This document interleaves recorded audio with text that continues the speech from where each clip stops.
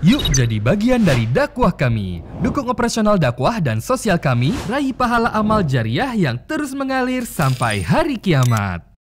Assalamualaikum warahmatullahi wabarakatuh. Alhamdulillah, lisan kita selalu memuji Allah subhanahu wa ta'ala, yang tentu setiap orang di antara kita sebagai seorang muslim sangat yakin la ilaha illallah, la ma'buda bihaqqin illallah.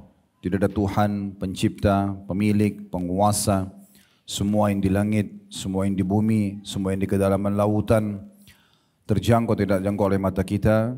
Dia adalah Allah. Dan Allah subhanahu wa ta'ala memerintahkan kita dalam banyak perintahnya, di antaranya adalah bersyukur dan berterima kasih kepadanya, yang tentu juga kekal dalam firman yang telah dia turunkan dalam surah Ibrahim, la in syakartum la azidannakum. Kalau kalian bersyukur maka pasti aku akan tambah. Wala in kafartum in adzabi lasyadid, dan kalau kalian kufur maka siksaku amat pedih.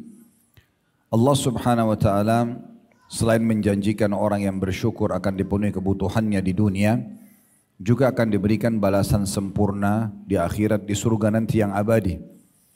Dan juga dengan kemahamurahannya dia telah menjadikan kalimat syukur ini terdiri dari dua kata, Alhamdulillah. Sangat mudah untuk diucapkan, maka jadilah sosok yang selalu mengucapkan kalimat ini. Selanjutnya kita panjatkan salam hormat kita kepada utusan Allah Nabi besar Muhammad sallallahu alaihi wa alihi wasallam, sebagaimana Allah telah perintahkan kita untuk mengucapkan salam hormat kepadanya. Seperti biasa, sebulan sekali kita melanjutkan bedah buku kita Keajaiban Sedekah dan Istighfar, yang ditulis oleh Hasan bin Ahmad bin Hasan Hammam, dan kita masih dalam bab pahala sedekah dan buahnya. Kita sudah menjelaskan poin pertama di 2 bulan yang lalu tentang masalah sedekah adalah pensucian dan pembersihan jiwa seseorang. Kemudian juga kita sudah membahas poin nomor 2 ini pada bulan lalu, bahwasanya sedekah adalah bentuk ketundukan kepada Allah subhanahu wa ta'ala, dan kesempatan ini insyaAllah kita akan lanjutkan poin-poin selanjutnya. Di antaranya poin ketiga dari manifestasi sedekah atau keutamaan yang bisa kita dapatkan, seorang mukmin berada dalam naungan sedekahnya pada hari kiamat nanti. Sebelumnya saya kembali ingatkan bagi yang sudah pegang bukunya, saya akan sering mengulang-ulangi ini karena ini sangat penting untuk selalu memotivasi kita agar konsisten atau istiqomah dalam bersedekah. Bisa kembali dibuka di halaman 6 dari buku kita, kita nanti akan membahas halaman 12 ya. Dengan cepat saya akan coba bacakan kembali statement ini, dan mungkin akan sering kita ulangi karena jaraknya sebulan sekali. Perkataan Umar radhiyallahu anhu, di mana beliau mengatakan sesungguhnya amal itu saling berbangga-bangga diri, lalu sedekah berkata kepada amal-amal lain, saya adalah yang paling baik di antara kalian. Dari semua ibadah yang paling baik, yang paling sempurna, yang paling Allah cintai itu adalah dari statement ini sedekah. Abdul Aziz bin Umair rahimahullah berkata, solat itu akan menyampaikan dirimu setengah perjalanan. Puasa menyampaikan dirimu kepada pintu sang Raja Allah. Sedangkan sedekah akan menyampaikan dirimu ke hadapan Raja tersebut. Ibnu Abi Al-Ja'ad rahimahullah berkata, sungguhnya sedekah itu benar-benar akan menghilangkan 70 pintu keburukan. Artinya akan menyelamatkan kita dari banyak sekali mara bahaya atau ancaman siksaan dari Allah subhanahu wa ta'ala karena pelanggaran yang kita lakukan. Ya, selain taubat kita sempurnakan dengan sedekah. Nanti tentu di akhir buku ini cukup banyak ya kisah orang yang akhirnya punya anak karena memperbanyak sedekah, keluar dari permasalahannya, permasalahan banyak sekali yang berat, penyakit kronis atau yang lainnya, semua itu karena sedekahnya. Yahya bin Mu'adz rahimahullah berkata, tidaklah saya mengetahui suatu biji dalam hitungan amal soleh yang bisa mengimbangi gunung-gunung dunia kecuali sedekah. Maksudnya dengan bersedekah sedikit, pahalanya seperti gunung-gunung dunia. Asy-Sya'bi rahimahullah berkata, barang siapa yang tidak memperlihatkan bahwa dirinya lebih butuh kepada ganjaran sedekah daripada fakir miskin yang butuh kepada sedekah, maka dia telah membatalkan sedekahnya dan telah memukul wajahnya sendiri dengannya. Ini sebuah konsep dasar yang sering kita ingatkan dari awal kita membaca buku ini. Kita harus menanamkan dalam diri kita semua kalau kita yang butuh terhadap ibadah yang sedang kita kerjakan. Kenapa ada orang sholat selalu buru-buru? Karena dia pikir Allah yang butuh. Itu cuma sekedar setor kewajiban. Ini persepsi selalu membuat sosok orang seperti ini tidak akan menjaga kualitas ibadahnya. Tapi kapan dia tanamkan persepsi yang berbeda, yaitu saya butuh dengan sholat saya. Karena dengan saya sholat berarti saya akan diganjar balasan pahala oleh Tuhan Allah dan juga akan dimasukkan ke dalam surga. Maka dengan itu dia akan jaga kualitasnya, karena makin sempurna sholat dia kerjakan makin besar balasannya. Mirip dengan orang kerja di kantor atau instansi, makin bagus pekerjaan dia secara kualitas maka tentu makin sempurna juga dan makin menuju kepada pendapatan atau hasil yang sempurna. Jadi sini harus kita tanamkan baik-baik poin ini.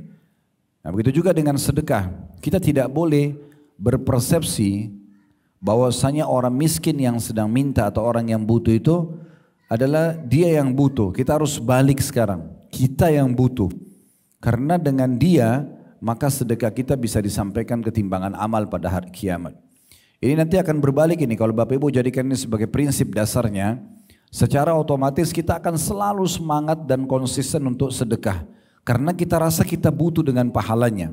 Kenapa ada orang sedekah kapan dia mau, bahkan kadang-kadang masih menolak kalau ada orang yang minta padahal dia mampu.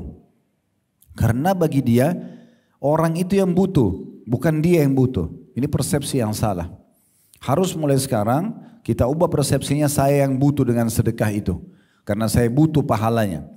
Jadi di sini menurut Asy-Syu'bi rahimahullah, Syu'bi ini salah satu ulama tabi'in yang masyhur. Dia mengatakan kalau ada orang yang menunjukkan dirinya, ya, di sini dikatakan barang siapa yang tidak memperlihatkan bahwa dirinya lebih butuh kepada ganjaran sedekah daripada orang miskin yang butuh kepada sedekah itu, sehingga dia malas-malasan bersedekah, maka sama saja dia sudah memukulkan wajahnya sendiri dengan sedekah itu. Al-Laits ibn Sa'ad rahimahullah, seorang juga kaum salaf, mengatakan barang siapa yang telah mengambil dariku satu sedekah, kayak roti, makanan, pakaian, uang, apa saja. Kalau ada orang yang mengambil dariku satu sedekah atau hadiah, perhatikan ini penanaman persepsi yang harus kita tanamkan ya dalam bab sedekah.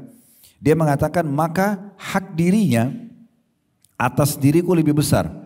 Dia lebih pantas aku hormati, lebih pantas aku muliakan. Kenapa? Dia udah bantu orang, tapi dia justru dengan orang itu mau menerima sedekahnya, dia akan memuliakan orang itu ekstra. Karena dia katakan ya, karena dia telah menerima apa yang telah aku korbankan kepada Allah Subhanahu wa taala.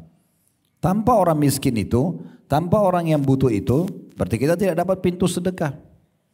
Maka dengan ada mereka, berarti mereka telah mengantar ya amal soleh kita itu ketimbangan amal kita. Dan itu yang diucapkan oleh tabi'in setelahnya yang bernama Fudail ibn Iyad. Di halaman 7 ya, kita baca paragraf demi paragraf. Al-Fudail ibn Iyad berkata, kepada orang-orang yang telah menerima sedekahnya. Orang-orang yang telah menerima sedekahnya. Mereka, sambil menunjuk orang-orang itu, mereka membawa perbekalan-perbekalan kita menuju akhirat tanpa upah sedikit pun. Hingga mereka meletakkannya di atas timbangan di hadapan Allah hari kiamat. Jadi begitu persepsinya. Harus kita tanamkan dalam diri kita, kita yang butuh terhadap ibadah itu. Kita yang butuh dengan sholat itu, kita yang butuh dengan zikir itu, kita yang butuh dengan baca Quran itu, kita yang butuh majelis ilmu itu. Kita yang ingin pahalanya, Allah enggak butuh itu. Begitu juga dengan sedekah yang kita keluarkan, bukan orang miskin yang butuh, kita yang butuh. Kalau kita faham ini teman-teman, kita akan selalu menjaga, mengejar untuk sedekah, bahkan kita akan tingkatkan kuantitasnya. Daripada saya bantu dia 10.000, lebih baik 100.000. Toh nanti dicatat amal saya 100.000. Gak usah lihat siapa yang menerima. Ya, tapi yang penting bagaimana kita beramal. Ini perkataan yang luar biasa dari Fudail bin Iyad rahimahullah. Saya ulangi ya. Mereka berkata kepada orang-orang yang terima sedekahnya, mereka orang-orang miskin itu membawa perbekalan-perbekalan kita menuju akhirat tanpa upah sedikit pun, hingga mereka meletakkannya di atas timbangan di hadapan Allah Subhanahu wa taala nanti. Mungkin Bapak Ibu bilang, tapi kan Ustaz dia bawa uangnya, misal, atau dia bawa makanannya. Kok di sini Fudail bin Iyad mengatakan tanpa upah? Jawabannya jelas. Karena angka 100.000 yang diberikan kepada fakir miskin, mungkin orang miskin itu pakai untuk kebutuhannya. Beli makanan, bayar listrik, bayar uang sekolah anaknya misalnya, habis.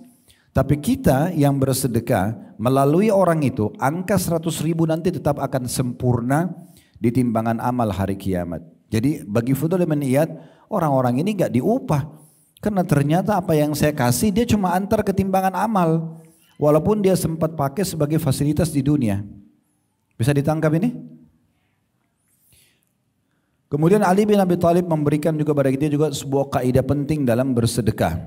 Atau kalau orang yang sudah diberikan rezeki oleh Allah. Misalnya sudah punya pekerjaan, walaupun sedikit, walaupun pendapatannya kecil. Ya.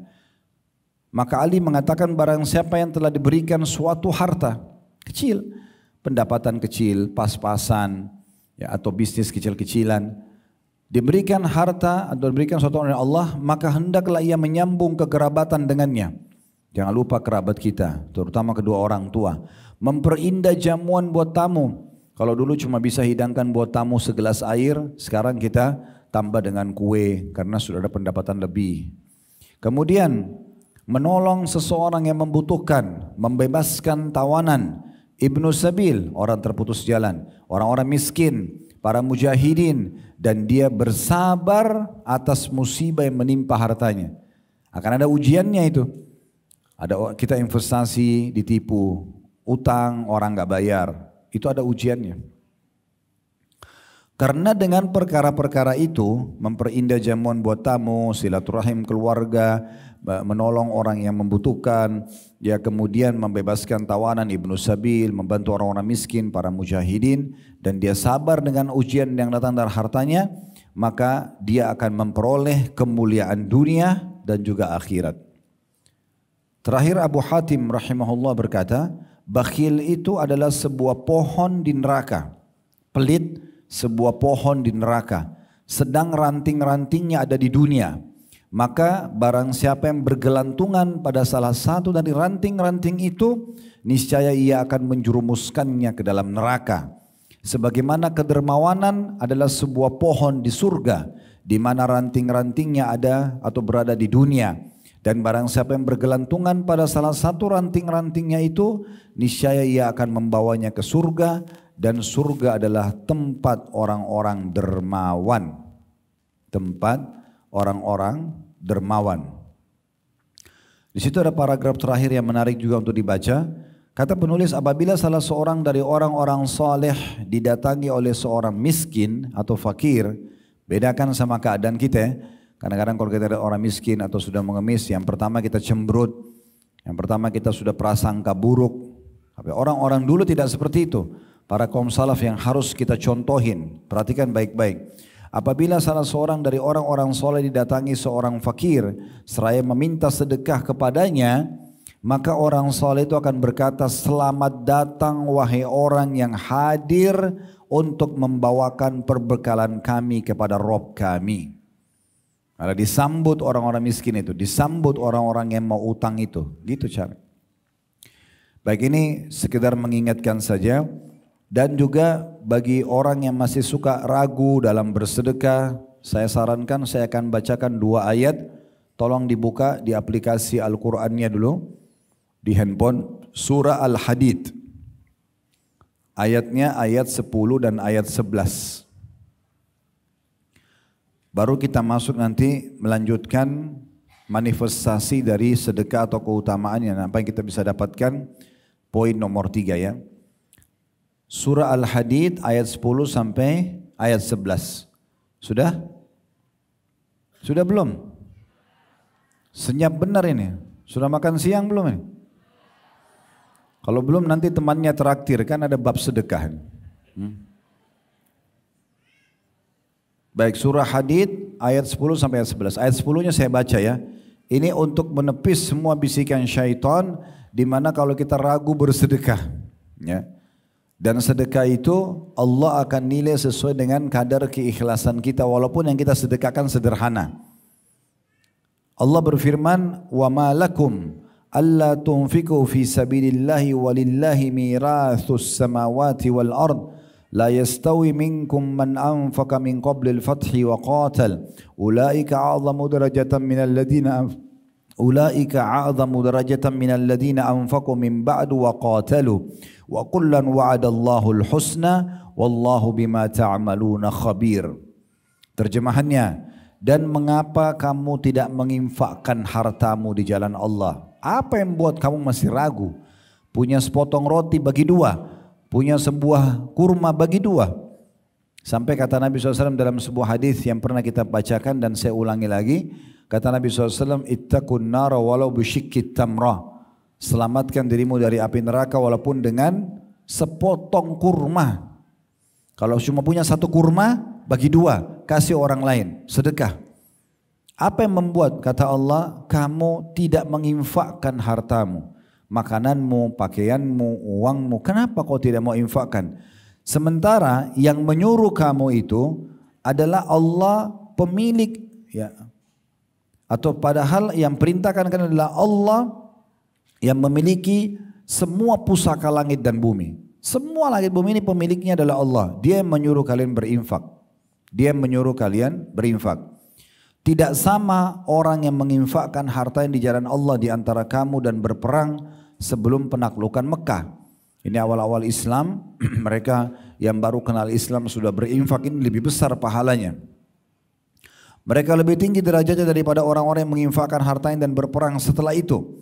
Dan Allah menjanjikan kepada masing-masing mereka balasan yang lebih baik.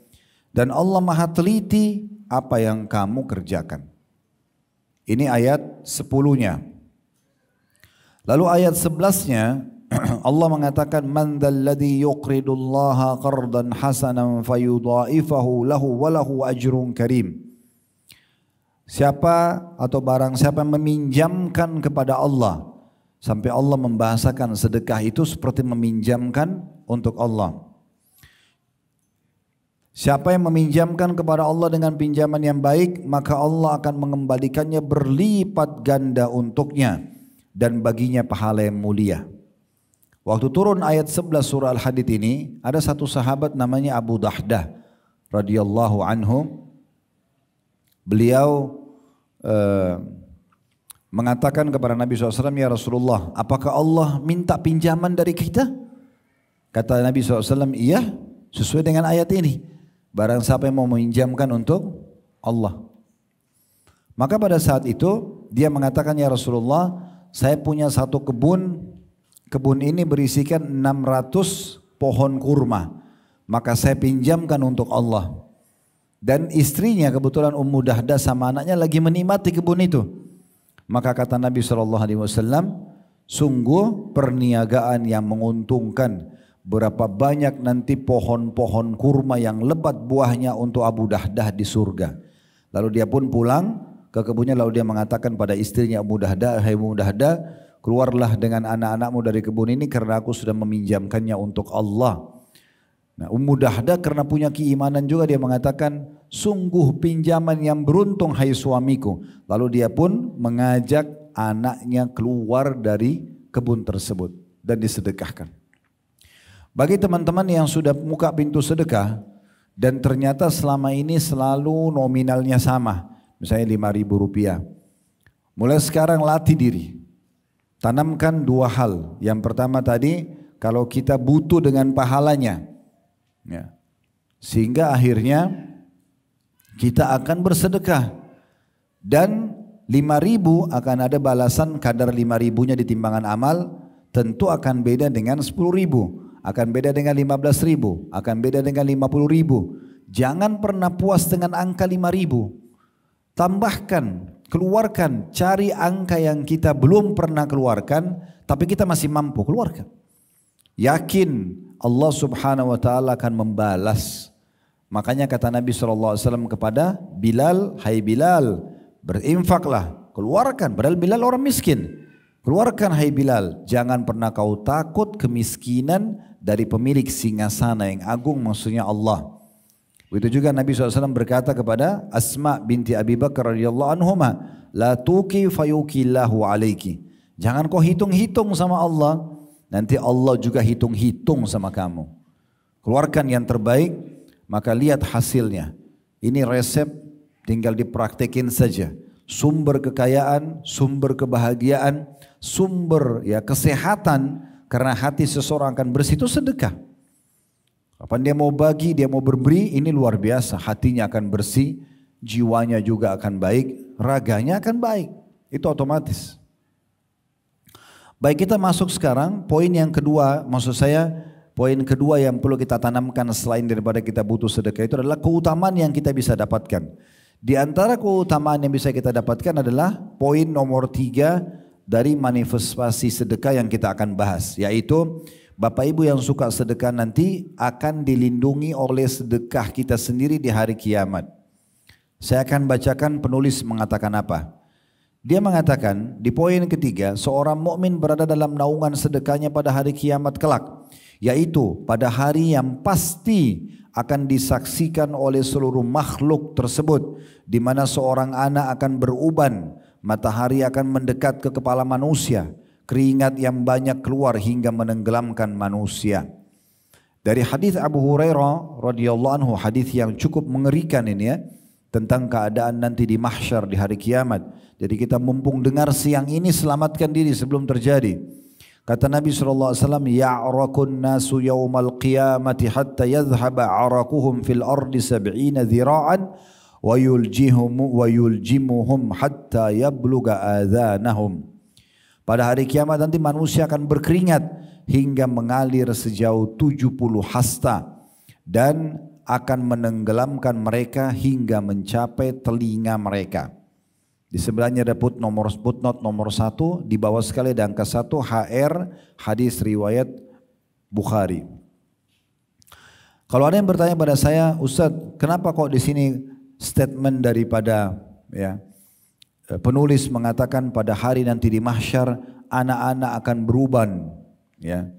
Kemudian juga matahari akan mendekat ke kepala manusia. Ini semua ada dalilnya ya, bukan tidak ada dalil.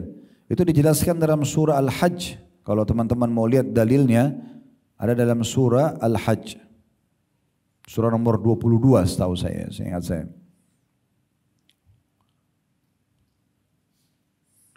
Bisa dilihat, dibuka surah nomor 22, saya bacakan ayat-ayat pertamanya ya. Ayat pertama, ayat kedua.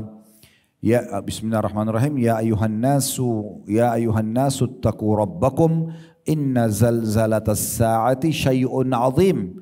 Hai manusia, bertakwalah, patuh, tunduk, takut kepada Tuhanmu. Sesungguhnya kegoncangan nanti hari kiamat itu adalah suatu kejadian yang sangat besar, dahsyat nanti. Kita semua akan mati sebagaimana orang sebelum kita sudah mati, mau sehat, mau sakit, mau muda, mau tua, dan nanti akan dibangkitkan di mahsyar. Allah sudah ingatkan, hati-hati dengan mahsyar itu goncangan yang sangat menakutkan. Kenapa? Allah gambarkan di ayat 2-nya. Yauma tarawunaha tazhalu kullu murdi'atin amma arda'at wa tada'u kullu dhati hamlin hamlaha wa taran nasa sukara wa ma hum bisukara walakinna adzaballahi syadid. Pak, ingatlah, atau kalau makna ingat maksudnya pelajarilah ya, karena kita kan belum lihat hari kiamat, tapi Allah mengatakan pelajarilah pada hari ketika kamu melihat kegoncangan itu, lalainya semua wanita yang menyusui anaknya dari anak yang disusuinya. Jadi kalau di hari kiamat di mahsyar, kalau ada seorang ibu lagi nyusui, kita tahu siapapun di dunia ini kalau mau tarik anak itu dari ibunya, pasti ibunya akan melawan karena bentuk kasih sayang dia dengan bayinya yang sedang menyusui. Tapi pada hari kiamat, karena dahsyatnya, seorang ibu akan lepaskan anaknya. Kemudian dikatakan oleh Allah, dan gugurlah kandungan segala wanita yang hamil. Kalau ada yang hamil karena ketakutannya sampai keguguran. Dan kamu lihat manusia dalam keadaan mabuk, padahal sebenarnya mereka tidak mabuk, tapi azab Allah itu sangat keras. Nah ini gambaran tentang keadaan mahsyar itu sendiri. Itu berhubungan dengan masalah keadaannya. Kalau masalah anak-anak yang berubah menjadi beruban, ini disebutkan dalam hadis Nabi SAW. Pada hari itu nanti anak-anak akan, kalaupun lahir atau ada anak kecil, karena takutnya rambut mereka menjadi putih semuanya. Begitu juga dengan matahari mendekat, kata Nabi SAW, matahari akan dekat kepada manusia, kepala manusia di mahsyar, ya, sampai jaraknya 1 mil. Perawi hadis mengatakan, saya tidak tahu 1 mil itu adalah jarak perjalanan yang kurang lebih 1,5 kilometer atau mil yang sering digunakan oleh orang-orang Arab dalam bahasa mereka. Jadi orang Arab itu kalau mau pakai celak mata, wadah kayu atau plastik yang biasa ditaruh untuk dicoret di matanya, ya, itu kalau dia sudah dekatkan dengan matanya sangat dekat untuk digoreskan, maka itu namanya mil dalam bahasa Arab, orang Arab. Jadi kata Nabi SAW, matahari akan sedekat 1 mil dengan manusia, maka pada saat itu mereka akan keringatan, masing-masing akan mengucurkan keringat yang sangat banyak, dan nanti mereka akan tenggelam sesuai dengan kadar dosanya masing-masing. Ada yang tenggelam sampai mata kakinya. Jadi keringat kita tidak akan mengganggu orang yang di sebelah, tapi hanya menenggelamkan kita saja. Ada yang sampai mata kaki, ada yang sampai betis, ada yang sampai paha, ada yang sampai perut, dan ada kata Nabi SAW yang tenggelam sampai ke mulutnya. Lalu Nabi SAW memberikan isyarat ke mulut beliau SAW. Ya memang keadaan itu sangat dahsyat nanti, keadaan mahsyar itu. Ibnu Hajar rahimahullah berkata, kita lanjutkan di halaman 13, paragraf pertama di halaman 13. Ibnu Hajar rahimahullah berkata, dalam menanggapi hadis tersebut, maksudnya hadis tentang manusia akan tenggelam dengan keringat mereka sesuai dengan kadar dosanya di hari kiamat. Barang siapa yang memperhatikan kondisi tersebut, niscaya ia akan mengetahui betapa besarnya kegoncangan pada hari itu, di mana neraka mengelilingi tanah padang mahsyar dan matahari didekatkan sekitar 1 mil jaraknya dari kepala manusia. Maka bagaimanakah kondisi panas bumi saat itu? Dan keringat apa yang mengalir pada padang Sahara hingga mencapai 70 hasta? Karena nanti mahsyar itu padang, kata Nabi SAW, tanah tandus berwarna putih. Jadi kayak padang pasir tapi pasirnya putih. Tidak ada apa-apa pun, tidak ada bangunan, tidak ada pohon. Kita dibangkitkan nanti di mahsyar itu. Sebagian riwayat menyebutkan mahsyar ada di negeri Syam atau di Palestina. Nah nanti orang akan tenggelam dengan keringatnya sedalam 70 hasta. Ini luar biasa. Ya. Padahal setiap manusia tidaklah mendapatkan tempat kecuali sebatas tanah untuk memijak kedua kakinya. Maka bagaimana kondisi manusia saat itu dengan keringat dan peluh mereka, padahal mereka berbeda-beda kadar peluhnya, kadar keringatnya. Sesungguhnya hal ini adalah suatu perkara yang membuat akal terkesima dan menunjukkan akan besarnya kekuasaan Allah. Pada saat itu manusia sangat membutuhkan naungan yang dapat menaungi dirinya, hingga hadirlah sedekah lalu menaungi pelakunya. Nah sedekah-sedekah yang kita keluarkan termasuk menaungi kita dari panasnya matahari di mahsyar nanti. Sesuai dengan dalil hadis dari Uqbah bin Amir radhiyallahu anhu, dia berkata, saya telah mendengarkan Rasulullah sallallahu alaihi wasallam bersabda, kullu imri'in fi dhilli sadaqatihi hatta yusala bainan nas, qala au hatta yuhkama bainan nas. Setiap orang berada di bawah naungan sedekahnya hingga manusia diadili oleh pengadilan Allah, atau beliau bersabda hingga keputusan di antara manusia ditetapkan di pengadilan atau oleh pengadilan Allah. Di sebelahnya ada angka 1, dilihat di bawah HR atau ringkasan dari hadis riwayat Ibnu Khuzaimah. Sahih Ibnu Khuzaimah yang ditahqiq ya, atau muhakkik, orang yang menelusuri hadisnya mengatakan sanadnya sahih berdasarkan syarat atau sanad Imam Muslim. Hadis ini memberikan gambaran kepada kita teman-teman sekalian bahwasanya sedekah akan menaungi pelindungnya dari panasnya matahari sampai selesainya pengadilan Allah.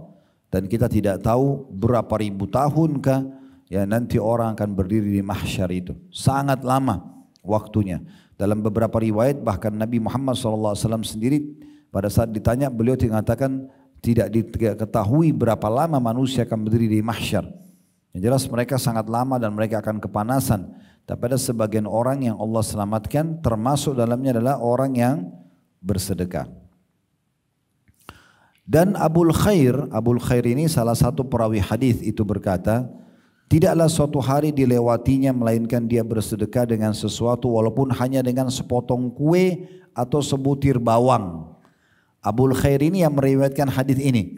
Kalau nanti orang-orang mukmin akan berada di bawah naungan, terlindungi dengan sedekahnya dari panasnya matahari sampai dihakimi atau selesai sampai selesai pengadilan Allah, maka perawi hadis langsung praktikkan.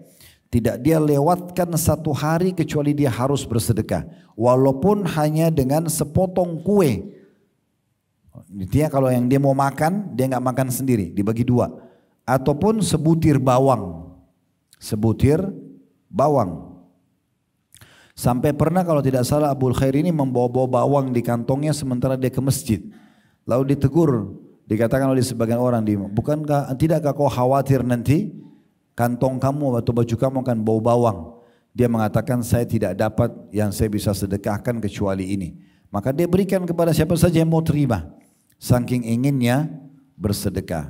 Oleh karena itu jangan pernah lewatkan satu hari pun kecuali kita harusnya bersedekah.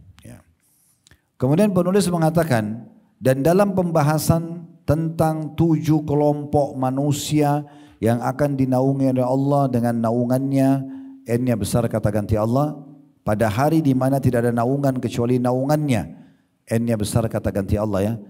Terdapat hadis atau potongan hadis, wa rajulun tasaddaqa bi sadaqatin fa akhfa hatta la ta'lama shimaluhu ma qaddamat yaminuh. Dari 7 golongan yang Allah akan naungi hari kiamat nanti, dan salah satunya adalah seorang lelaki yang bersedekah dengan satu sedekah lalu merahasiakannya hingga tangan kirinya tidak mengetahui apa yang diberikan oleh tangan kanannya. Hadis footnote nomor 2 riwayat Bukhari dan Muslim. Jadi salah satu dari 7 golongan nanti yang Allah akan naungi pada hari kiamat, tidak ada naungan kecuali naungannya, adalah seseorang yang bersedekah dan dia merahasiakan selama tidak ada yang tahu. Kalau ada yang lihat itu lain ceritanya. Tapi kalau ada dia bersedekah, dia transfer ke orang atau dia bantu kemudian tidak ada yang tahu, maka dia merahasiakan. Nah ini merahasiakan sedekah ini bagian daripada ibadah tersendiri. Itu nanti akan mendapatkan naungan Allah di hari kiamat, tidak ada naungan kecuali naungannya. Baik, sedikit kita tambahkan hadis ini. 7 golongan yang disebutkan dalam hadis adalah yang pertama imam yang adil. Ini juga akan mendapatkan naungan Allah hari kiamat, atau pemimpin yang adil. Ya, dimulai dari pemimpin negara sampai kepada pemimpin yang diamanahkan untuk memimpin hal-hal kecil pun. Maka itu masuk. Tapi yang nomor 1 adalah pemimpin negara. Kalau dia berlaku adil, maka dipastikan dia akan dapat naungan Allah pada hari kiamat, tidak ada naungan kecuali naungannya. Kemudian yang kedua, seseorang yang hatinya tertambat dengan masjid, ini terutama kaum laki-laki, selalu mau sholat di masjid, ya. Jadi dia gelisah, kata sebagian ulama hadis, dari selesai satu sholat kepada sholat yang setelahnya. Misalnya selesai duhur, dia gelisah, ini asar sebentar saya nggak boleh lewat nih. Dia langsung persiapkan diri sebelum azan asar untuk siap-siap sholat asar. Begitu juga selepas asar dia gelisah tunggu maghrib. Maghrib dia gelisah tunggu isya, isya dia gelisah tunggu subuh. Begitu terus hidupnya, dia selalu gelisah dan hatinya tertambat dengan masjid. Kalau perempuan tentu di rumah, tapi ini berhubungan dengan laki-laki. Yang ketiga adalah orang yang sedang kita sebutkan tadi di sini, seseorang yang bersedekah dengan tangan kanannya sampai-sampai tangan kirinya tidak tahu. Ya. Ini tentu bahasa kiasan ya. Kalau tangan kanan keluarkan, tangan kiri tidak tahu. Ini apalagi orang lain, ini satu tubuh. Jadi ini singgungan agar orang jangan pamer, jangan riya. Yang keempat, seorang laki-laki yang diajak berzina oleh seorang wanita yang punya 2 ciri khas, ya, zatu mansibin wa jamal, punya kedudukan, orang kaya, orang terhormat dan sangat cantik. Diajak berzina lalu dia mengatakan inni akhafullah, saya takut kepada Allah. Nah ini berlaku juga bagi perempuan yang diajak berzina dengan seorang laki-laki yang memiliki kedudukan atau kekayaan dan ketampanan, tapi dia menolak sambil dia mengatakan saya takut kepada Allah. Yang kelima, seseorang yang mengingat Allah sendirian, kemudian dia meneteskan air mata. Ya. Kemudian yang keenam, itu adalah anak muda yang tumbuh di atas ketaatan kepada Allah Subhanahu wa Ta'ala. Ya, jadi masa mudanya itu dihabiskan untuk agama ini, ya, agama ini. Jadi maksudnya untuk ibadah. Dia bukan masa mudanya justru dipakai maksiat kepada Allah, tapi dia justru pakai untuk ibadah. Ya. Ini kadang-kadang kita sayangkan di negeri kita, anak muda itu dikatakan, mumpung masih muda, silakan nikmati saja. Maksudnya nikmati ini buat dosa. Silakan coba apa saja, mumpung masih muda. Nanti kalau sudah tua baru taubat. Ini satu persepsi yang perlu kita perbaiki, ya. Jadi tidak boleh sama sekali. Maaf sebentar.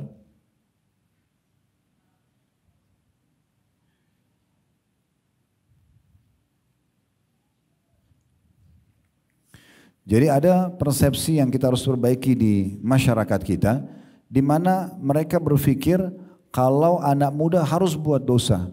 Malah aneh kalau mungkin ada anak muda sudah masuk ke masjid atau sudah pakai jilbab atau puasa atau apa sajalah, ya. Seakan-akan ibadah itu hanya untuk orang tua saja. Ini keliru, ya. Yang benar justru kalau ada anak muda yang tumbuh di atas ketaatan Allah, maka berarti dia orang yang akan dapat naungan hari kiamat. Tidak ada naungan kecuali naungan Allah. Ini tentu tadi saya sebutkan tidak berurut, ya. Kalau mau berurut, 7 golongan itu, yang pertama imam yang adil, yang kedua anak muda yang tumbuh di atas ketaatan Allah Subhanahu wa Ta'ala, yang ketiga adalah seseorang yang tertambat hatinya dengan masjid, kemudian yang keempat ini 2 orang laki-laki atau perempuan yang saling mencintai karena Allah, ya, berkumpul karenanya dan berpisah karenanya. Jadi khusus hadis ini adalah bapak-bapak mencari siapa yang sesama jenisnya yang lebih soleh dari dia, lalu dia jadikan sebagai sahabatnya karena Allah. Ibu-ibu mencari siapa sesama jenisnya, perempuan juga yang lebih solehah dari dia, lalu dia jadikan sebagai sahabatnya. Dia cintai karena Allah. Jadi 2 orang yang saling mencintai karena Allah, berkumpul karenanya dan berpisah karenanya. Maksudnya berpisah karenanya ini, kalau sampai temannya malah berbuat maksiat, dinasihatin tidak mau, maka dia tinggalkan karena Allah. Jadi yang pertama imam yang adil, yang kedua anak muda tumbuh di atas ketaatan Allah, yang ketiga adalah seseorang yang hatinya terikat dengan masjid, yang keempat 2 orang yang saling mencintai karena Allah, berkumpul dan berpisah karenanya. Yang kelima adalah tadi seorang laki-laki yang diajak berzina oleh wanita yang punya kedudukan dan kecantikan, lalu dia mengatakan saya takut kepada Allah. Berlaku juga pada perempuan yang diajak oleh laki-laki yang punya kedudukan dan juga ketampanan, tapi dia tolak karena takut kepada Allah. Yang keenam adalah seseorang yang bersedekah dengan tangan kanannya dan tangan kirinya tidak tahu apa yang dikeluarkan. Yang terakhir, yang ketujuh, seseorang yang mengingat Allah sendirian, kemudian hatinya pun, ya, atau matanya meneteskan, ya, air mata karena takut kepada Allah. Dia ingat surga, ingat neraka, ingat dosa-dosanya. Dan hadis ini hadis sahih riwayat Bukhari dan juga Muslim. Namun saksi bahasan kita dari 7 golongan tersebut adalah orang yang bersedekah dengan tangan kanannya dan tangan kirinya tidak tahu apa yang dikeluarkan, tangan kiri tidak tahu apa yang dikeluarkan oleh tangan kanannya. Intinya sebenarnya teman-teman, sedekah sangat berpengaruh besar dalam nanti memberikan kita keselamatan di hari kiamat. Selanjutnya kita masuk poin keempat, manifestasi daripada sedekah atau apa yang Bapak Ibu dapatkan dari sedekah. Sedekah itu akan menghindarkan dari musibah dan menjauhkan dari kematian buruk. Nah, ini su'ul khatimah. Jadi di akhirat dapat naungan, dan ini sekarang mendapatkan terhindar dari musibah-musibah, gangguan orang, masalah-masalah yang dia hadapi. Sedekah banyak sekali menyelamatkan orang dari masalah seperti ini, termasuk meninggal dalam keadaan buruk. Kita baca apa yang ditulis oleh penulis sebagai dalil dalam poin keempat ini di halaman 15. Sedekah memiliki dampak terhadap pelakunya dalam memelihara diri pelakunya dari musibah-musibah dan bencana-bencana.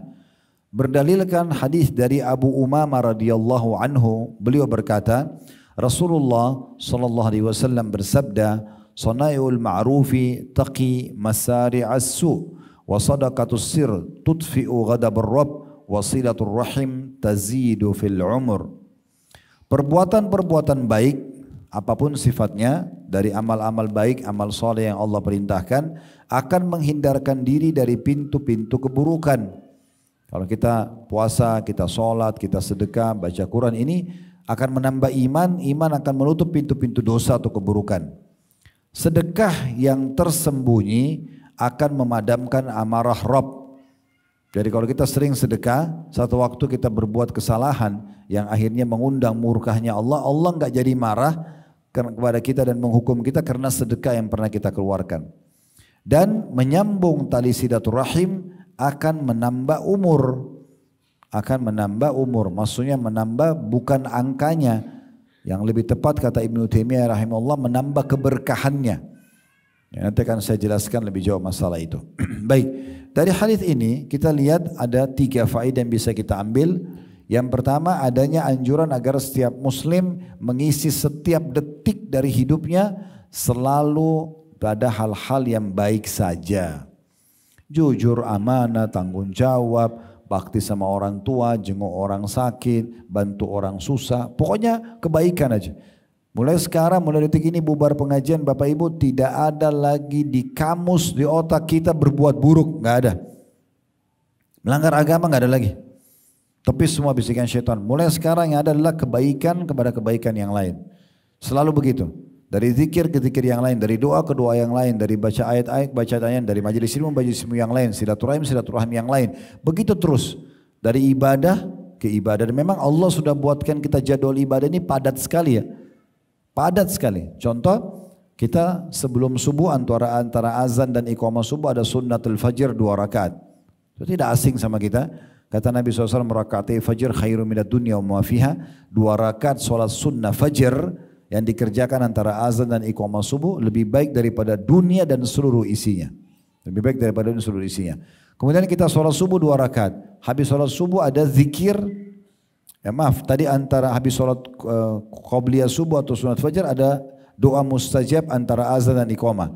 Lalu kita sholat berjamaah subuh. Habis subuh ada zikir sholat dan ada zikir pagi.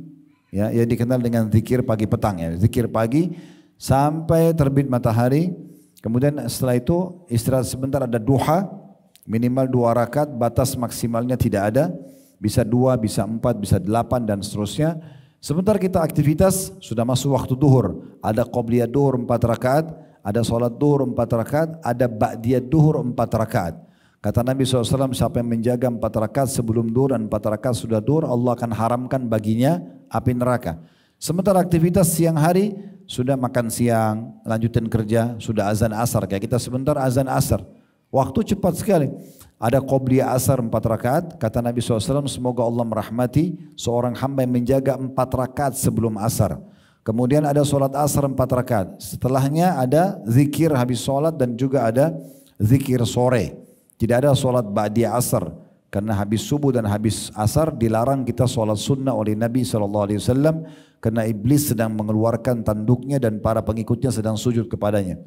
Sementara kita istirahat, mungkin ada yang pulang kantor, ada yang berolahraga, ya, ada yang bersih-bersih rumah misalnya. Sudah azan maghrib, ada qobliyah maghrib 2 rakaat, ada sholat maghrib 3 rakaat, ada ba'diyah maghrib 2 rakaat. Sementara istirahat sudah isya, ada qobliyah isya 2 rakaat, ada isya 4 rakaat, ada ba'diyah isya 2 rakaat. Sementara itu kita makan malam, istirahat, tidur, ada tahajud 2 rakaat sampai 11 rakaat. Tiba subuh lagi. Ini baru kita bicara sholat saja nih. Belum kita bicara baca Quran, belum kita bicara jenguk orang sakit, belum hadir majelis ilmu. Ini sudah padat sekali. Maka usahakan dalam sehari itu, apapun peluang ibadah yang sedang Allah berikan di depan mata, dikerjakan. Jangan pilih-pilih ya. Pas lagi buka aplikasi Al-Quran di handphone, buka handphone lagi ada aplikasi, baca dulu 1 ayat, baru lewatkan. Apa saja, setiap ada peluang ibadah, anggap itu memang Allah sedang menginginkan kebaikan buat kita. Selalu ingat hadis ini Bapak Ibu sekalian. Saya pun jadikan sebagai pegangan hidup saya hadis ini. Kata Nabi SAW, kalau Allah menginginkan kebaikan bagi seorang hamba, Allah akan mempekerjakannya. Maka kata para sahabat, ya Rasulullah, bagaimana Allah mempekerjakan hambanya? Kata Nabi SAW, Allah akan sibukkan dia dengan amal-amal saleh di akhir hidupnya, lalu Allah tutup ajalnya dengan amal saleh itu. Jadi bisa saja pada saat Anda dibisikkan sebuah amal ibadah, mungkin itu amal terakhir Anda. Setelahnya kita meninggal. Ini faedah pertama dari hadis. Jadi selalu sibukkan dari amal soleh ke amal soleh yang lain. Hapus di kamus benak kita dan bisikan dalam hati kita dari syaitan untuk berbuat dosa mulai hari ini. Tidak ada lagi.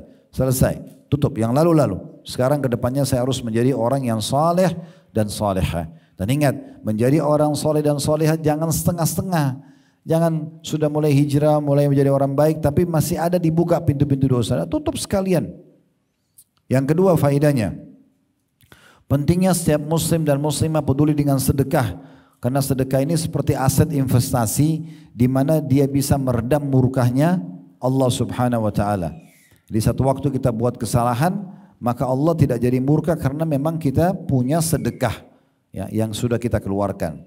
Yang ketiga, pentingnya seorang muslim dan muslimah peduli dengan silaturahim, menunjukkan hubungan dengan orang yang punya kekerabatan, dimulai dari orang tua kita, kemudian semua jalur ke atasnya, kakek, nenek dan seterusnya, semua jalur ke samping, paman, tante, samping orang tua kita maksud saya, paman dan tante, semua jalur ke samping kita, saudara dan saudari, semua jalur ke bawah kita, anak dan cucu, dan semua orang di bawah jalur dari saudara kita, ponakan. Ini semua mereka dihitung punya hak rahim dan punya hak mahram. Mahram artinya kita tidak boleh menikah sama mereka. Kemudian ada tambahan mahram ini dan rahim kalau terjadi pernikahan. Seperti mertua, anak mantu, ini menjadi rahim dan marham juga. Rahim dan mahram. Jadi tidak boleh kita menikah dengan mertua atau tidak boleh menikah sama anak mantu walaupun kita sudah bercerai dengan pasangan kita. Mereka jadi mahram abadi karena kasus pernikahan. Ada juga yang punya hubungan kekerabatan dan mahram karena susuan, saudara susuan. Ya, mungkin di rumah sakit begini tidak asing ya kalau ada seorang ibu melahirkan, dia tidak punya ASI, biasanya dibantu didonor oleh ASI ibu yang lain. Ini hati-hati ya, harus dibuat data lengkap ibu yang mendonorkan ASI-nya. Karena kapan dari ASI dia diminum oleh satu bayi 5 kali kenyang, sampai dia kenyang bayi itu 5 kali saja, ini bisa terjadi dalam satu hari karena bayi kuat sekali menyusui biasanya. Maka anak itu sudah menjadi mahram si ibu tadi. Ya, dan juga anak-anaknya ibu ini nanti jadi mahramnya bayi itu. Misalnya ibu yang punya ASI tadi ini, dia kasih donorkan ke satu bayi laki-laki, dia punya 3 anak perempuan. Semua anak perempuannya menjadi saudara susuan si anak laki-laki tadi walaupun ini orang lain. Tidak boleh menikah. Di masa Nabi Muhammad SAW pernah ada orang menikah, pas selesai akad nikah ada satu ibu tua datang, lalu ibu-ibu mengatakan begini, ya Rasulullah, ini berdua yang anda nikahkan ini pernah saya susuin. Yang ini pernah jadi anak susu saya, ini pernah jadi anak susu saya. Maka Nabi SAW pisahkan. Dan Nabi mengatakan, bagaimana kalian melanjutkan rumah tangga ini sementara sudah ada orang yang buat pengakuan kalian adalah saudara susuan. Nah, ini rahim. Ya. Begitu juga ada orang yang punya hak rahim tapi bukan mahram. Punya hubungan kekerabatan tapi tidak boleh kita, dia tidak boleh perempuan misalnya buka hijab di depannya. Ya. Bukan mahram. Itu adalah ipar, pasangan tante dan pasangan paman. Nah ini hati-hati ya, karena di Indonesia kalau misalnya ada paman dia, adik ayahnya misalnya menikah dengan seorang wanita, ini seringkali dipanggil tante kan, benar gak? Pasangan paman ya, dipanggil tante bukan? Nah boleh saja panggil tante, tapi ingat ini bukan mahram. Jadi berlaku hukum tidak bolehnya si ponakan suami salaman sama istri pamannya. Tidak boleh istri pamannya buka hijab. Itu ponakan suaminya. Karena kalau dia cerai sama suaminya, boleh menikah dengan ponakan suami. Kan gitu. Ini bukan mahram. Begitu juga dengan perempuan kepada suami tantenya. Ya, kalau adik ayahnya atau adik ibunya menikah, ada suaminya, maka ponakan si istri ini itu semuanya bukan mahramnya suami si tante tadi. Tapi mereka tetap punya hubungan kekerabatan. Nah, orang-orang yang punya hubungan rahim ini kalau kita selalu berbuat baik sama mereka, itu bisa menambah umur kita. Nah, maksud nambah umur bukan angkanya bertambah. Bukan Allah sudah takdirkan 70 jadi 71. Enggak. Tapi orang yang suka silaturahim, melanjutkan hubungan kekerabatan, itu kalau misalnya si A umurnya 70 tahun, si B umurnya 70 tahun. Tapi si A suka silaturahim, si B tidak suka silaturahim. Maka si A kita temukan selama 70 tahun ini banyak sekali amal-amal soleh yang sudah dikerjakan. Bangun masjid, rumah anak yatim, sedekah, karena keberkahan yang dia dapatkan. Nah seperti itu maknanya. Selanjutnya setelah menjelaskan atau memaparkan hadis ini, di paragraf selanjutnya penulis menukil perkataan Ibnu Abi Al-Ja'ad rahimahullah. Ini tadi sudah kita singgung di awal pertemuan kita ya. Dia berkata sungguhnya sedekah itu menghindarkan diri dari 70 pintu keburukan. Dan juga di antara dampak dari sedekah adalah memelihara hamba dari kematian buruk. Jadi musibah-musibah kita bisa terhindar darinya. Gangguan-gangguan orang dengan sedekah, juga orang tidak akan meninggal dalam keadaan su'ul khatimah atau buruk kematiannya. Beranjak daripada hadis Anas bin Malik radhiyallahu anhu, dia berkata, Rasulullah sallallahu alaihi wasallam bersabda, "Innas shadaqata la tudfi'u ghadabur rabb wa tadfa'u an mitatisu." Atau mitatisu. Sesungguhnya sedekah itu dapat memadamkan amarah Rabb dan menghindarkan diri dari kematian yang buruk. Kematian yang buruk. Jadi dari hadis ini kita ambil dua pelajaran. Yang pertama, adanya anjuran untuk selalu bersedekah karena dia bisa meredam hukuman Allah tidak menimpa kita. Dan yang kedua, di sini jelas sedekah akan menolak kematian buruk. Kematian buruk maksudnya su'ul khatimah. Ya, sedekah menyelamatkan itu. Dinukil selanjutnya oleh penulis Ibnul Arabi Al-Maliki rahimahullah berkata, dan hakikat dari kematian yang buruk itu adalah kematian dalam kondisi kemaksiatan. Maksudnya orang kalau rutin sedekah, dia tidak akan mati dalam keadaan buat dosa. Ya, dihindarkan oleh Allah SWT karena sedekahnya. Dan Al-Mubarakfuri, ini nama seseorang ya, Al-Mubarakfuri nama orang, berkata, Al-Iraqi, ini juga nama orang, dia tukil perkataan ulama lain bernama Al-Iraqi, berkata, secara zahir yang nampak, maksud kematian buruk itu adalah kematian yang mana Rasulullah SAW berlindung kepada Allah darinya, seperti berupa hancur, jatuh, tenggelam, kebakaran, tergoda syaitan saat menghadapi maut. Ya, jadi kadang-kadang kita kalau mau bilang la ilaha illallah, syaitan alihkan, ya sibukkan dengan yang lain. Dan terbunuh saat lari dari perang di jalan Allah. Jadi ini makna kedua yang disampaikan dari kematian buruk ya. Kalau Ibnu Arabi tadi mengatakan adalah meninggal dalam keadaan maksiat. Jadi orang suka sedekah tidak akan meninggal dalam maksiat. Kalau Al-Mubarakfuri menukil perkataan Al-Iraqi, yang dimaksud dengan orang kalau rutin sedekah selamat dari mati buruk adalah mati yang Nabi Muhammad SAW berlindung darinya. Ya, Nabi sering berlindung agar selamat dari tubuhnya hancur, ya, tenggelam, kebakaran, tergoda syaitan pada saat akan meninggal dunia, ya, dan terbunuh di medan perang tapi karena lari. Bukan karena menghadapi musuh, karena kita kan dalam Islam Bapak Ibu sekalian tidak boleh lari dari kancah peperangan ya. Itu termasuk dosa besar. Kalau kita sudah berhadapan sama musuh, maka di saat itu kita wajib untuk menghadapi mereka. Tidak boleh kita lari dari musuh. Tetap harus kita menghadapi musuh tersebut. Kecuali kalau kita mundur dari medan perang untuk menyelamatkan mengatur strategi perang, bukan menyelamatkan diri. Ya, pernah dengar ini ya, salah satu induk dosa besar lari dari medan perang, nggak boleh. Kalau kita sudah berhadapan sama musuh, tugas kita melawan dalam Islam, tidak boleh lari. Kita menang atau kita mati syahid. Begitu prinsipnya, tidak ada pengecut dalam Islam. Nah kalau ada orang lari dari medan perang, ini berarti dia dosa besar.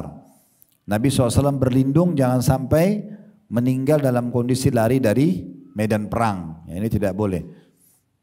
Kata penulis, maka perhatikanlah wahai saudaraku tentang keutamaan sedekah dan dampaknya pada kematian yang baik. Pemeliharaan hamba dari bencana dan akibat yang buruk. Jadi kita sudah dapat naungan Allah hari kiamat, kita juga di sini mendapatkan ya, pemeliharaan dari mati yang buruk. Kita akan masuk ke poin ke-6 dan kita tutup dengan ini. Setelah ini ada tanya jawab insyaallah. Sedekah adalah tanda dan bukti nyata dari iman yang benar. Artinya kalau kita mau tahu tolok ukur iman orang ini bagus atau tidak, dia suka sedekah enggak? Kalau sholat orang bisa semua mengerjakan. Kadang-kadang mungkin dia kerjakan karena riya, enggak enak sama orang. Tapi kalau sedekah ini memang kalau dia keluarkan, apalagi kalau tidak ada orang, itu betul-betul butuh dorongan dari iman dari hatinya untuk dia memberi. Apalagi kalau dia memberi yang terbaik ya, dia lagi mau makan, lagi lapar, dibagi dua makanannya misalnya. Itu penting sekali. Ya. Bahkan ada satu orang dari Bani Israel, kata Nabi SAW diceritakan dalam hadis yang sahih, dia ahli ibadah. Dia beribadah selama 60 tahun. Nah satu waktu di tempat ibadahnya itu dimasuki oleh seorang perempuan nakal, pelacur. Kemudian menggoda dia, terjadilah perzinahan selama 6 hari. Zina 6 hari ini mengalahkan timbangan amal 60 tahun ibadah karena beratnya dosa zina itu. Ya. Kemudian kata Nabi SAW dia pun dipermalukan oleh Allah, dibongkar di tengah-tengah masyarakatnya lalu diusir. Pada saat dia lagi pergi menyelamatkan diri dari serangan masyarakatnya, dia sambil bertobat kepada Allah sampai dia tiba di satu negeri. Di negeri itu kebetulan dia duduk bersama dengan 2 orang yang semua itu orang-orang miskin yang sudah 3 hari nggak makan. Kemudian ada orang lewat, diberikanlah kepada ahli ibadah yang sudah taubat ini 1 potong roti. Hanya cukup untuk 1 orang saja. Tapi karena dia lihat di kiri kanannya ada orang yang susah, sudah 3 hari nggak makan seperti dia dan lagi lapar, maka muncul keinginan dari hatinya untuk bersedekah. Dibagi 2 roti itu, dikasih yang sebelah kanan setengah, sebelah kiri setengah, dia sendiri nggak makan. Maka dia pun meninggal dunia. Pada saat dia meninggal dunia, Allah Subhanahu wa taala menimbang ibadah dia 60 tahun dengan zina 6 hari, zina 6 hari lebih berat. Namun ditambahkan di timbangan amalnya sedekah roti yang dia keluarkan dibagi 2 tadi pada saat dia lapar dengan taubatnya, maka terlemparlah 6 hari perbuatan zina tersebut dan menjadi berat amal solehnya. Jadi itu penting sekali untuk difahami. Jadi orang kalau mau sedekah apalagi rutin, apalagi mengeluarkan tanpa perhitungan lagi di jalan Allah, itu luar biasa. Tanda bukti keimanan dia. Kita dengarkan apa yang dikatakan oleh penulis, manifestasi yang ke-6 dari sedekah. Sedekah adalah tanda dan bukti dari iman yang benar. Yang demikian itu adalah pembenaran dari sabda Nabi Muhammad SAW yang berbunyi, At-tuhuru syatrul iman, walhamdulillahi tamla'ul mizan, wa subhanallahi walhamdulillahi tamla'ani au tamla'u ma bainas samawati wal ard, wassalatu nur, wassadaqatu burhan, wassabru diya, wal qur'anu hujjatun laka au alaik, kullun nasi yagdu fabayi'un nafsahu famu'tikuha au mubikuha. Bersuci itu sebagian dari iman. Maksudnya selalunya orang dalam kondisi suci. Ya maaf, orang kalau buang air besar, buang air kecil, dia cebok. Lebih sempurna lagi, setiap batal uduk selalu uduk dulu lagi. Tidak tunggu waktu sholat. Begitu betul-betul bagian daripada keimanan orang tersebut. Kemudian seringnya bersyukur, Alhamdulillah akan memenuhi timbangan atau memberatkan timbangan di hari kiamat. Maka tadi di pembukaan kita saya bilang Bapak Ibu selalu ucapkan Alhamdulillah, Alhamdulillah. Karena ini kalimat mudah, ini kalimat syukur. Ini akan memberatkan nanti timbangan amal hari kiamat. Selain memang dengan kita mengucapkan Alhamdulillah dianggap kita sudah bersyukur kepada Allah yang otomatis akan mendatangkan nikmat yang sama atau lebih. Yang ketiga dianjurkan mengucapkan Subhanallah dan Alhamdulillah. Karena keduanya pahalanya akan memenuhi apa yang ada di antara langit dan bumi. Sering ucapkan subhanallah walhamdulillah. Ya, dalam sholat, habis sholat kita suruh baca 33, mau tidur baca 33. Kalau ada kesempatan selalu baca sampai 100 kali, selalu berzikir kepada Allah. Itu akan memenuhi pahalanya antara langit dan bumi. Kemudian yang keempat, sholat itu adalah cahaya. Sebagian ulama ada yang mengatakan cahaya di dunia dan cahaya di akhirat. Setiap kali orang sholat, maka akan terlihat cahaya di wajahnya. Bukan tentu keluar seperti lampu ya. Tetapi orang itu walaupun kulitnya gelap, tapi kalau orang sholat itu kita merasa nyaman dengan melihat wajah dia. Kemudian yang keenam, sedekah itu bukti nyata terhadap keimanan. Ini jadi saksi bahasan kita. Kata Nabi SAW, sedekah kalau ada orang yang mau keluarkan rutin, apalagi sudah sampai pada level di mana dia tidak perhitungan lagi. Seperti yang dicontohkan oleh Nabi SAW, tidak pernah ada orang yang minta kepada beliau kecuali pasti dikasih. Maka ini sudah level tertingginya. Itu akan menjadi bukti nyata terhadap keimanannya. Yang ketujuh, sabar itu pelita hidup. Sabar atas ujian yang datang pelita hidup. Tidak membalas keburukan dengan keburukan. Kalau ada masalah diterima sebagai bentuk ujian, kemudian tinggal ikhtiar mencari jalan keluar. Dan ingat, semua orang akan melalui masa-masa gangguan dari orang lain. Tidak ada orang yang tidak pernah digunjing, tidak difitnah, tidak diganggu, enggak ada. Semua orang pasti lalui. Di situ butuh kesabaran. Jangan balas keburukan dengan keburukan. Kata Nabi SAW, kalau ada orang yang sengaja mencari-cari permasalahan denganmu pada sesuatu yang ada pada dirimu, ada itu memang perbuatan buruk, tapi dia sengaja expose, dia sengaja malah menyalah-nyalahkan, dia bukan menasehatin. Apalagi kalau orang sudah taubat, kemudian dia sengaja expose lagi kesalahannya, maka kata Nabi SAW, jangan kau balas dengan sesuatu buruk yang kau tahu dari dirinya, karena sesungguhnya dia akan kena akibat daripada perbuatannya. Kalau kita digibah, gunjing kita balas juga, dia dosa kita dosa, dia dihukum kita dihukum. Dia fitnah kita balas fitnah, dia dihukum kita dihukum. Jadi jangan balas itu. Itu yang dimaksud di sini dengan sabar itu adalah pelita hidup. Selanjutnya, ya, ini yang keberapa? Yang ke-9 tadi ya. Yang bersuci yang pertama, mengucapkan alhamdulillah yang kedua, subhanallah alhamdulillah yang ketiga, kemudian sholat itu yang keempat, yang kelima adalah sedekah, yang keenam adalah sabar, yang ketujuh adalah sedangkan Al-Quran adalah hujjah untuk memberimu pahala apabila kamu mengamalkannya, dan hujjah atau argumentasi untuk menghukummu apabila kamu tidak mengamalkannya. Ini yang ketujuh.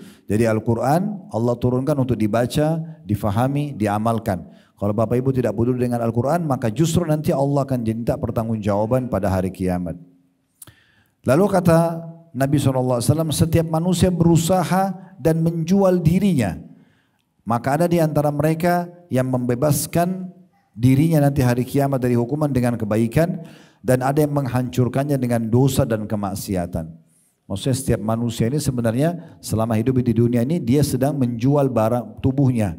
Tergantung dia jual tubuhnya ini untuk ibadah, sholat, puasa, majelis ilmu begini sampai dia mati nanti dia selamatkan di akhirat, atau dia jual dirinya dalam berbuat dosa, tidak taubat, maka dia akan bawa dirinya ke dalam api neraka nanti di hari kiamat. An-Nawawi rahimahullah, seorang ulama yang masyhur, berkata dengan maksud menanggapi arti dari burhan atau bukti nyata dari potongan sabda Nabi SAW, was-sadaqatu burhan, dan sedekah itu adalah bukti nyata. Kata beliau bahwa sedekah itu hujjah dan dalil atas keimanan pelakunya, karena seorang munafik tidak melakukannya karena ia tidak meyakininya. Orang munafik yang mau sedekah karena dia tidak yakin ada balasannya. Lalu barang siapa yang bersedekah maka dapat diambil sebagai bukti kebenaran imannya. Dan Nabi SAW bersabda, as-sadaqatu burhan, sedekah itu adalah bukti yang nyata. Ini menunjukkan bahwa sedekah adalah satu perkara akidah yang penting yang merupakan keyakinan seorang muslim. Dan bukan hanya sebatas jumlah harta yang diberikan oleh pelaku sedekah tersebut sebagai suatu tindakan baik kepada penerima sedekah dan memenuhi kebutuhannya yang mendesak. Jadi bukan hanya sekedar kesian, prihatin, bukan. Orang itu kesian tidak kesian, orang itu butuh tidak butuh, bagi orang yang sudah ada iman dalam hatinya dan faham tentang konsep sedekah dalam Islam. Kalau kita yang butuh dengan pahalanya, maka kita akan selalu meningkatkan kualitas dan juga kuantitasnya, maka kita akan merasakan kenikmatan dalam beribadah itu. Sampai ada satu jemaah saya, Bapak Ibu sekalian, dia buat pengakuan, dia mengatakan setelah saya dengarkan bab sedekah dari Ustadz, dia bilang, saya coba praktekkan dalam hidup sampai pada tingkat di depan mata saya lihat sendiri bagaimana balasan itu datang. Kadang-kadang saya tinggal duduk di rumah, rezeki saya tidak pernah berhenti. Dan juga saya sampai ketagihan dengan sedekah itu. Rasanya kalau tidak keluarkan sedekah lagi saya sudah tidak enak. Dan saya tahu juga ada di antara jemaah kita yang Masya Allah, Allah limpahkan rezeki sudah tidak masuk di akal gitu. Dengan umur dia yang masih muda. Itu karena sedekahnya. Datang ke Jakarta dengan tidak ada punya apa-apa sedikit pun. Sampai akhirnya karena dia mulai dengan usaha kecil-kecilan dan dia bersedekah. Allah bukain pintu rezeki yang luar biasa. Akhirnya saya tahu sendiri. Dia menjadikan program penting di perusahaannya. Sebagaimana investasi, siapin produk. Untuk supaya dapat keuntungan dunia, dia juga masukkan program wajib sedekah. Wajib sedekah dari perusahaan dia, makin banyak peluangnya dia makin senang. Maka makin melimpah rezeki yang Allah Subhanahu wa taala berikan. Allahu a'lam. Baik, ini bahasan kita, silakan kalau ada pertanyaan.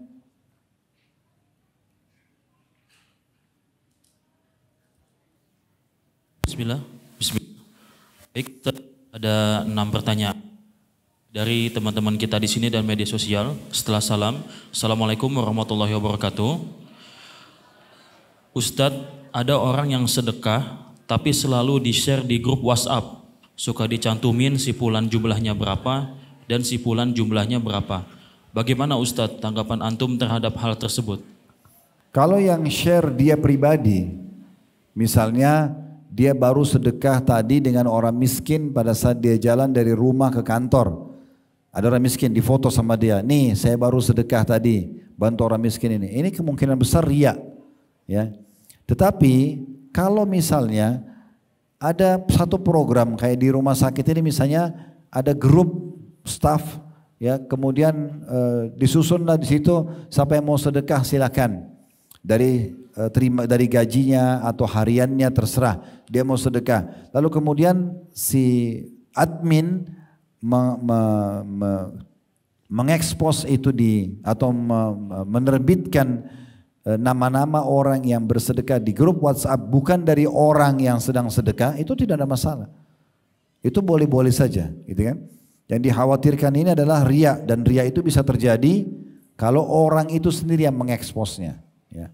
Tentu tidak semua orang yang mengekspos itu lalu kita vonis riya, tidak. Tapi lebih dekat kepada riya. Ada sebagian orang mungkin begini, saya pernah temukan ada kasus, ada satu orang, dia temukan satu orang miskin di jalan, kemudian orang miskin ini rupanya lagi berdagang, dan orang ini waktu dikasih uang nggak mau, dia maunya kalau produknya dibeli, padahal orangnya sudah tua, maka dia ekspos di media, dia mengatakan ini teman-teman, ini bapak ini atau ibu ini sedang dagang, saya bantu uang nggak mau dibeli produknya. Kalau kalian lagi lewat di jalan ini, tolong dibeli produknya ya, sebagai bentuk bantuan. Dia ingin memberitahukan kebaikan, itu tidak ada masalah.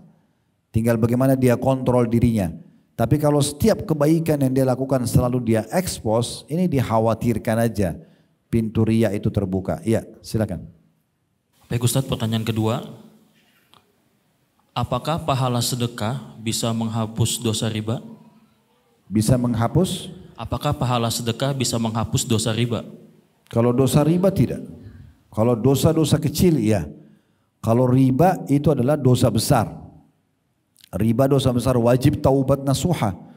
Zina, riba itu semua dosa besar. Harus taubat nasuha. Kata Imam Nawawi rahimahullah, taubat nasuha dengan 3 syarat.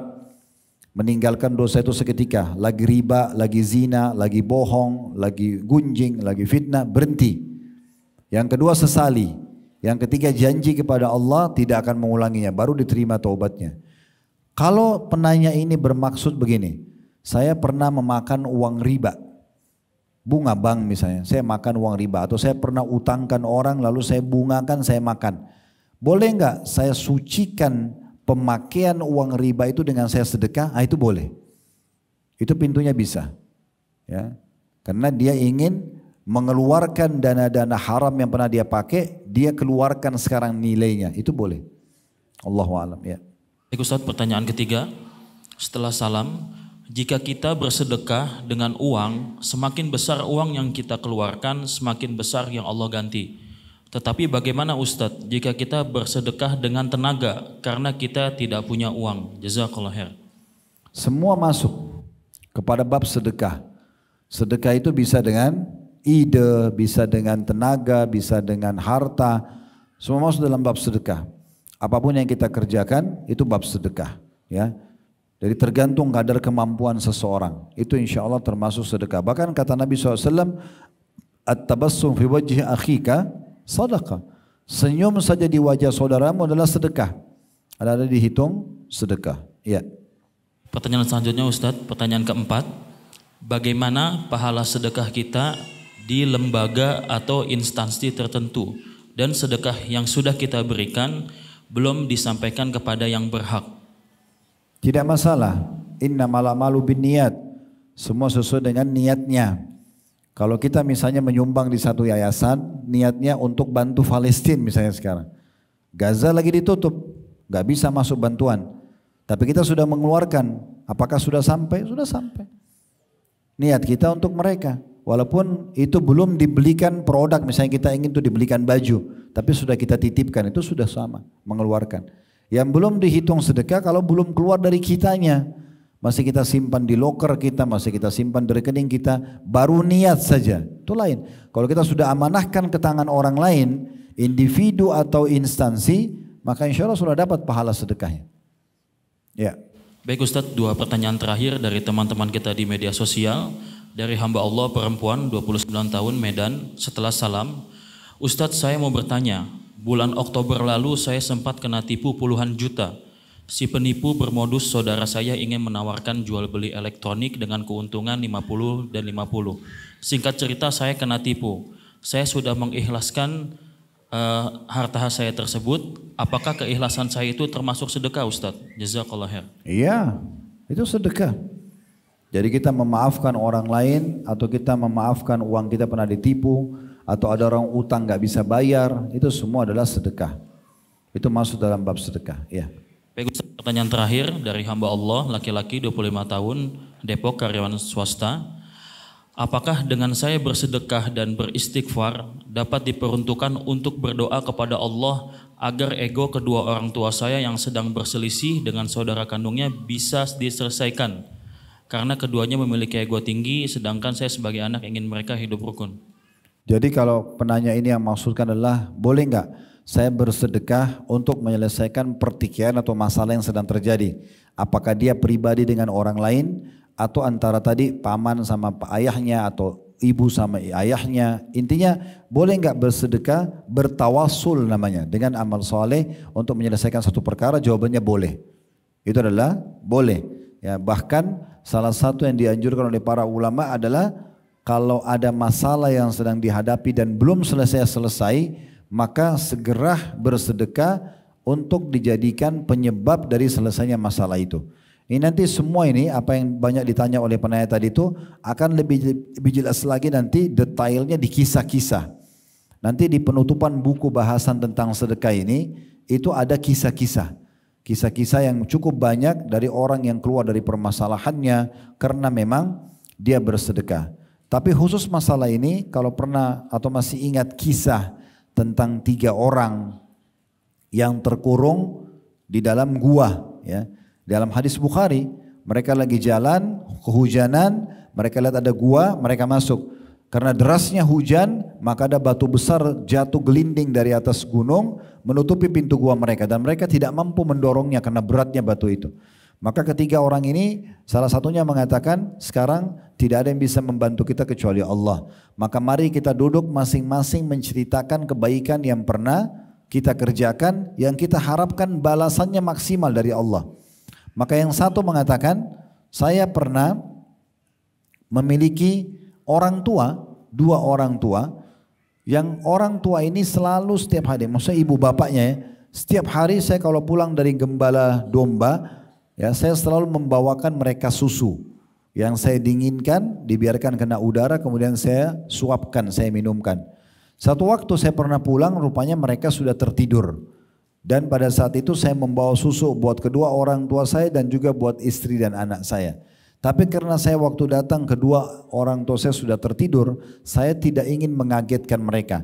Maka wadah susu itu saya pegang dari malam sampai pagi.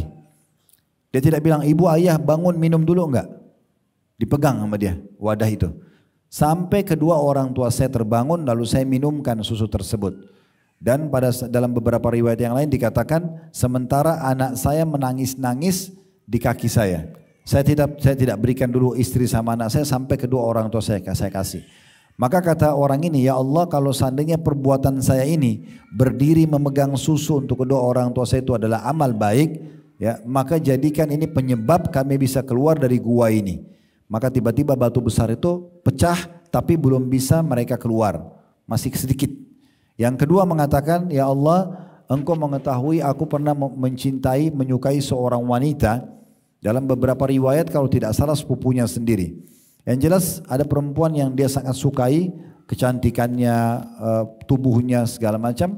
Kemudian saya selalu tawarkan kepada dia untuk berzina, tapi dia nolak. Satu waktu dia punya keperluan untuk biaya dan akhirnya dia pun datang kepada saya dan saya menawarkan dia akan membantu tapi dengan syarat dia menyerahkan dirinya. Karena kepepet maka perempuan itu menyerahkan dirinya dan di saat saya sudah berada di antara dua pahanya, maksudnya tinggal berzina saja, meletakkan kemaluan di kemaluan, maka perempuan itu mengatakan bertakwalah kepada Allah, jangan kau letakkan cincin kecuali pada tempatnya. Maksudnya kalau kau mau nikahi saya jangan berzina. Maka pada saat itu aku pun takut kepadamu ya Allah, maka aku tinggalkan perempuan yang aku cintai tadi. Padahal sudah mengalah ya, sudah mau dizinai. Maka kalau itu adalah amal yang engkau ridhoi, keluarkan kami dari gua ini. Maka pecahlah juga gua itu tapi masih belum bisa keluar. Nah orang yang ketiga mengatakan, ya Allah saya pernah punya seorang pegawai yang bekerja dengan saya, kemudian dia pergi tiba-tiba tanpa mengambil gajinya. Maka saya tidak tahu juga harus hubungin kemana, lalu kemudian saya berinisiatif agar gaji dia saya putarkan. Diberikanlah gaji pegawainya tadi, ya sepasang hewan yang betina dan jantan lalu dikembangbiakkan. Setelah sekian tahun, rupanya Allah berkahi investasi itu yang tadinya cuma satu pasang hewan ternak, sekarang menjadi satu lembah penuh dengan hewan ternak. Datanglah si mantan pegawai ini lalu berkata, Tuan, ya bertakwalah kepada Allah, beberapa tahun lalu saya punya gaji tidak sempat saya ambil, kembalikanlah. Lalu saya mengatakan kepada mantan pegawai saya itu, apa kau lihat lembah itu? Dia mengatakan iya, penuh dengan hewan ternak. Dulu gaji kamu atau kamu pergi, saya tidak tahu harus kontak ke siapa, saya belikan hewan ternak jantan betina kemudian berkembang biak, semua satu lembah itu punya kamu, ambillah. Maka mantan pegawai saya ini mengambil semuanya satu lembah itu tanpa sisakan satu ekor pun buat saya. Kalau amal ini baik, ya maksudnya ini adalah amal yang kau terima, maka keluarkan kami dari gua ini, maka pecah lagi batu itu yang membuat mereka sudah bisa keluar. Nah ulama menjadikan hadis ini sebagai bab tawasul dengan amal soleh. Maksudnya bisa amal-amal soleh yang kita unggulkan, yang kita anggap itu paling ikhlas, paling baik di jalan Allah. Di satu waktu pada saat kita sedang hadapi satu masalah, kita mengatakan ya Allah, dulu saya pernah begini dan begitu, dan engkau tahu kejadian itu. Kita ceritakan apa yang pernah kita lakukan itu dalam doa kita. Kalau itu kau terima dengan pahala yang sempurna ya Allah, keluarkan aku dari masalah ini. Itu namanya boleh tawasul dengan amal soleh. Di antaranya tadi dengan sedekah yang dikeluarkan. Allahu a'lam. Begitu saja, semoga Allah subhanahu wa ta'ala menerima seluruh amal soleh yang pernah kita kerjakan, yang sedang kita kerjakan, yang akan kita kerjakan sampai menjelang ajalan nanti dengan pahala yang sempurna. Dan semoga seluruh dosa yang pernah kita kerjakan, sengaja tidak sengaja, kecil ataupun besar, semuanya dimaafkan oleh Allah subhanahu wa ta'ala. Dan semoga Allah selalu menjaga kemerdekaan, persatuan dan kesatuan kita ini. Allah berikan petunjuk para pemimpin agar menjalankan tugas dan amanah dengan baik. Allah jadikan kita masyarakat yang selalu gotong royong, mendukung pemerintah pemerintah dalam program-program yang tidak melanggar agama, sehingga negara kita selalu maju, makmur, dan juga selamat dari segala makar dan mara bahaya, serta menjadi contoh bagi negara-negara yang lain. Dan selalu kita doakan saudara kita di Palestina, secara khusus di Gaza, dan dimanapun mereka sedang tertindas, mungkin ada di Myanmar, mungkin ada di Syria, di Irak, di Yaman, di mana saja. Semoga Allah ikhlaskan niat mereka, terima para syuhada mereka, mulakan Islam di tangan mereka dan tangan kita semua, dan semoga Allah ikut sertakan kita bersama mereka di pahala, baik dengan doa, dengan harta, juga dengan jiwa kita. Dan semoga Allah dengan kemahamurahnya yang saya yakin sedang melihat kita karena dia maha melihat, mendengar kita karena dia maha mendengar, dan juga mengetahui karena dia mengetahui isi hati kita karena dia maha mengetahui, agar menyatukan kita semua di surga firdausnya tanpa hisab, mana disatukan dalam majlis ilmu yang mulia ini. Kalau benar dari Allah, kalau salah dari saya mohon dimaafkan. Wa sallallahu ala nabiyyina Muhammadin wa alihi wa sahbihi wa sallam. Subhanakallahumma bihamdika asyhadu an la ilaha illa anta astaghfiruka wa atubu ilaik. Wa akhiru da'wana alhamdulillahi rabbil alamin. Wassalamualaikum warahmatullahi wabarakatuh.